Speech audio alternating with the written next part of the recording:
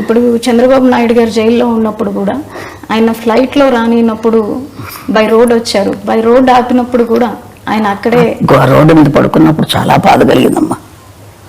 ఎందుకు ఈ బాధలు మనకు అనిపించేసింది. రోడ్డు మీద పడుకున్నాడు కదా, అబ్బా చాలా బాధ కలిగింది. నాకు ఎందుకు ఈ బాధలు, రోడ్డు మీద అలా పడుకోవాలా అని అనిపించేది. రాదు కార్లలో ఇచ్చేవాడు కాదు, నడిచిలేవాడు. అవును, కానీ సక్సెస్ చూసాక ఎట్లా అనిపించింది? ఆనందం, సంతోషంగా ఉంటుంది. అవన్నీ వాడి కష్టానికి తగ్గ ఫలితం జరిగింది. భగవంతుడు మంచి ఫలితం ఇచ్చాడు అని చెప్పి అనుకుంటాడు. వాడు కష్టపడ్డాడు, మంచి జీవితం ఇచ్చారు. వాడు ఇప్పుడు ఇంకా ఎక్కువ కష్టం ఇచ్చాడు. అప్పుడు కంటే ఎక్కువ కష్టం, బాధ్యతే కదా, ఎక్కువ బాధ్యతే కదా.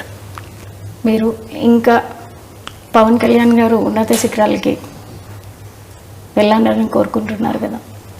ఎవరికైనా ఏ తల్లిదైనా మంచి వృద్ధిలోకి రావాలని ఉంటుంది కదమ్మా. ఏ తల్లిదండ్రులను కోరుకుంటారు కదా బిడ్డలు మంచి వృద్ధిలోకి రావాలి. అదేవిధంగా నాకు కూడా ఉంది, బిడ్డలు మంచి వృద్ధిలోకి రావాలి, బాగుండాలని. అదే నేను కూడా కోరుకుంటాను. ఆ విధంగా నేను